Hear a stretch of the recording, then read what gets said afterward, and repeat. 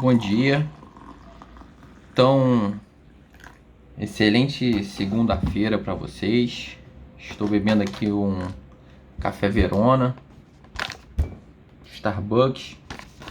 Excelente café, uma mistura de grãos da América Latina com Indonésia e com um café torrado da Itália. Então dá um toque forte e mais suave na hora de beber. Venho aqui então para vos falar sobre o texto Truques da Escrita de Howard Becker. Howard Becker, que é um sociólogo americano, e em especial os capítulos 3, 4 e 8 do livro. Começando pelo capítulo 3, que fala sobre o caminho correto, né? Às vezes, contextualizando o livro, ele é um meta-livro, né? Ele ensina a escrever, né? Ele ensina a dar dicas como o nome diz, truques da escrita. Ele te auxilia na hora de escrever um bom artigo, né? Utilizando boas referências, tendo um bom fluxo de leitura, enfim.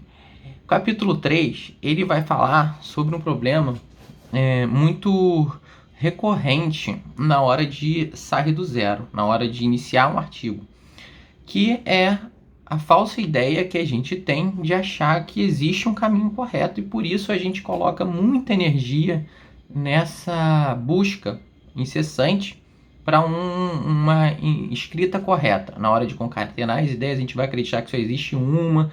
Enfim, muito porque ele levanta um problema arraigado na sociedade, que é as nossas instituições, as escolas. Elas existem uma hierarquia no qual existe um professor que julgará se você é um bom aluno, se você é inteligente, e sempre ficará naquela questão de o aluno inteligente, ele não reescreve, ele acerta de primeira, e aí a gente fica na preocupação de achar um caminho correto e que não existe. Quando a gente está escrevendo alguma coisa nova, não vai existir um caminho correto.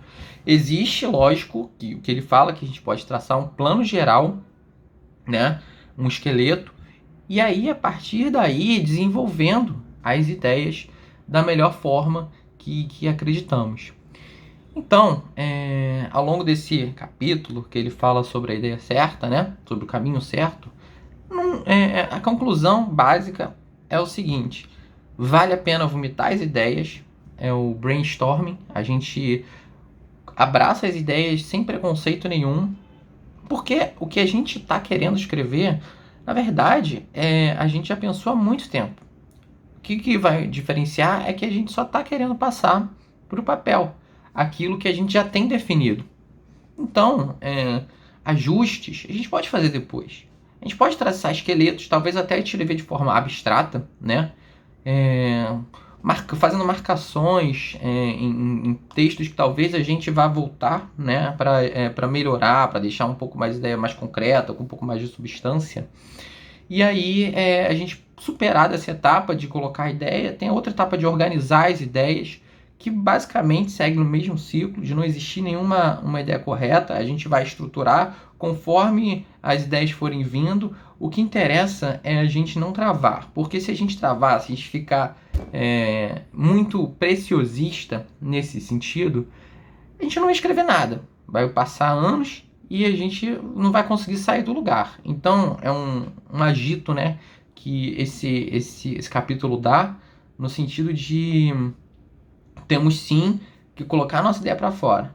A partir do momento que eu tenho um tema definido, eu já sei do que eu quero falar. Então, passando para o capítulo 4, ele vai falar sobre a revisão, mas não a revisão textual, mas a revisão copydesk.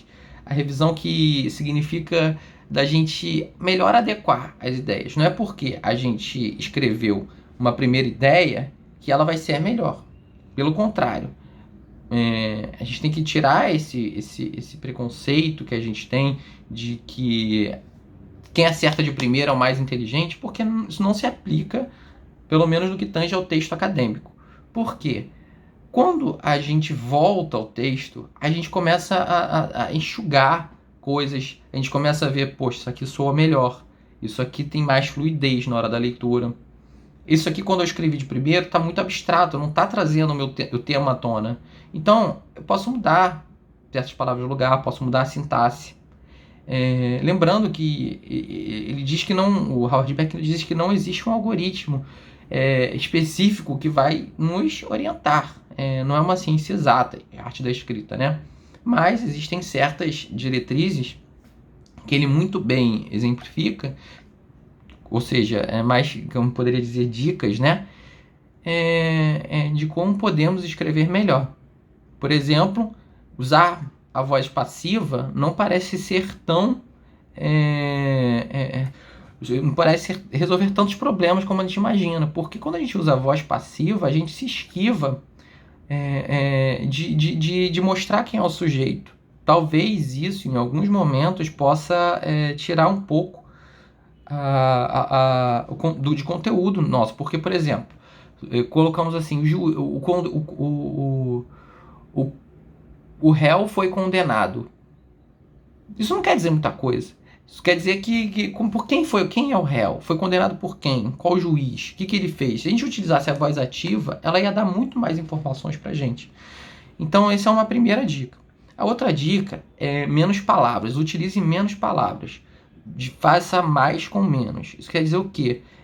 Muitas vezes, quando a gente começa a colocar muita palavra desnecessária, ou ainda querer pecar pelo excesso, e a gente fazer ressalvas, escrever um argumento gigantesco só para introduzir o que a gente quer falar de principal, isso pode tirar o foco do leitor, e a gente utiliza muita palavra mesmo, e a gente acaba deixando de priorizar o que é importante, o que a gente quer realmente passar. Então, essa segunda etapa, depois de a gente ter escrito pela primeira vez, no Copy 10, a gente, ao utilizar menos palavras, ao enxugar o texto, conseguimos melhorar a forma com que a gente quer passar a nossa ideia, né? A gente consegue ser mais efetivo quanto a isso. A terceira, ela não é nenhuma novidade, significa repetição de palavras. A repetição de palavras, ela deixa o texto enfadonho. É lógico, palavras que você julgue não precisem ser repetidas, porque existem certos termos que são muito específicos, dependendo do artigo, e que fatalmente ele vai ser repetido ao longo do texto mais de uma vez. Então, quando a gente tira as repetições, até mesmo pelo uso da sintaxe, de pronomes relativos, conseguimos fazer com que a ideia seja mais fluida, a gente consegue passar um conteúdo mais sucinto, e que também faça o leitor priorizar o conteúdo. Porque a gente não vai utilizar palavras ao léu sem que a gente tenha... Cada palavra que a gente utilize, a gente vai estar certo do seu significado. Por isso que é importante fazer o trabalho mais de uma vez, a gente revisar, reescrever, fugir da primeira ideia. Basicamente, achar o meio termo entre o preciosismo. O preciosismo, a falta do preciosismo serve para a gente sair do zero, né? Para a gente conseguir subir a ladeira. Agora, a repetição, ao meu ver, ao meu sentir, não é um preciosismo, mas uma forma de você melhorar a sua ideia, né? Me parece adequado. Outra sugestão que Becker dá para a gente é atinente à estrutura e ao conteúdo. E aí entra a nossa capacidade de concatenar termos, utilizar a sintaxe ao nosso favor, saber organizar a frase talvez de uma ordem direta, dependendo do que a gente quer passar. A gente não precisa fazer pompas e floreios para dizer a mesma coisa. Basicamente, se a gente colocar numa ordem direta, talvez isso sirva para o leitor ter uma melhor compreensão. Afinal, um artigo, a gente tem que lembrar que não é uma prosa com 2, 3 páginas, na maioria das vezes. É um texto extenso, então vamos poupar a energia do nosso leitor. Uma outra sugestão que Becker dá no que diz respeito ao onde a gente tem que usar ideias concretas e onde que a gente tem que usar teses abstratas. Um exemplo que eu tenho na minha vida é que posso dizer que todo conceito ele é reducionista. Todo conceito ele é reducionista. A gente pega uma cláusula geral e tenta extrapolar para vários aspectos da nossa vida. Então, digamos aqui, hipoteticamente, todo flamenguista é ladrão. É um conceito, basicamente, que extrapola, que esquece as especificidades de cada flamenguista. Eu, apesar de ter essa ideia bastante arraigada em mim, que, realmente, a maior parte dos flamenguistas é ladrão, vide esse último campeonato brasileiro, no que diz respeito ao VAR, não posso generalizar, não posso deixar um conceito abstrato fazer com que eu extrapole uma ideia sobre todos os torcedores flamenguistas. Isso tira a força do texto. Quando a gente quer extrapolar muita coisa, quando a gente quer conceituar, quando a gente quer reduzir alguma ideia. Por outro lado, quando a gente utiliza um conceito concreto, um argumento concreto, a gente consegue ser específico na nossa ideia e isso traz mais força argumentativa para o nosso texto. Bom, uma outra sugestão, na realidade, uma outra restrição, utilize metáforas com moderação. Por quê? Existem metáforas demodé que nada vão acrescentar ao nosso texto. Pelo contrário, entre a cruz e a espada, enfim, algumas metáforas que não vão querer passar a ideia que a gente pretende, uma ideia forte. E a metáfora acaba, quando ela é muito utilizada, muito corriqueira, ela faz com que o nosso argumento, nosso texto, um artigo acadêmico sério, possa perder uma força.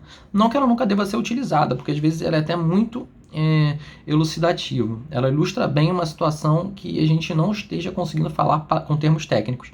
Mas utilize-as com bastante moderação, porque existem muitas metáforas que estão em desuso e que nada acrescentaram no nosso texto. Passando agora para o capítulo 8, basicamente ele fala sobre a bibliografia. Devemos nos apavorar com ela? É uma pergunta retórica que a gente deve se fazer sempre quando a gente vai escrever. Porque, na realidade, a bibliografia, os autores, principalmente os autores tradicionais, os clássicos, eles estão aí para auxiliar a gente. Por quê? Porque muitas das vezes o conteúdo desse autor serve como um crachá. Por exemplo, eu vou utilizar o Robert Alex na minha tese. Ele fala de forma completamente explicativa sobre a tese da proporcionalidade, os testes de proporcionalidade. Quando eu colocar o nome dele na minha tese, eu vou estar me identificando que eu vou estar usando esses filtros da proporcionalidade sobre algum aspecto, sobre algum parâmetro. Então, isso vai me ajudar a me conectar com o leitor, porque esse autor clássico, ele já é conhecido por muitos dos leitores e pode me auxiliar a essa conexão com o leitor. Por outro lado, eu não vou querer esmiuçar a bibliografia, ou seja, eu não vou querer entrar em outros pontos do Robert Alex que não me interessam. Eu vou utilizar aquele pedaço e aplicar a minha tese. Agora falando metaforicamente, né? O Howard Beck utiliza a metáfora da mesa. Quando eu quero construir uma mesa, né? Eu não preciso de construir o pé, não preciso de construir a superfície. Existem determinadas partes da mesa que já estão prontas. Então, para que eu vou querer inventar a roda se meus antepassados o fizeram com muito mais propriedade? Então, ele sugere que a gente utilize a bibliografia de uma forma eficiente. O que não seria utilizar a bibliografia de forma eficiente? Seria distorcer a nossa tese. No caso, distorcer, a gente trazer um outro recorte para a nossa tese que não é o nosso. A gente fala tanto sobre a bibliografia e que esquecer do principal, do que a gente veio a trazer na nossa tese. Bom, é isso.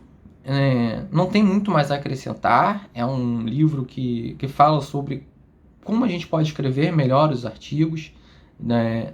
Ele serve para todas as disciplinas, fora direito, enfim, todo mundo que quer escrever um artigo, é recomendável que tenha em mente essas orientações do Becker. E é isso, tenha uma boa segunda, fora Lumena, e fico por aqui.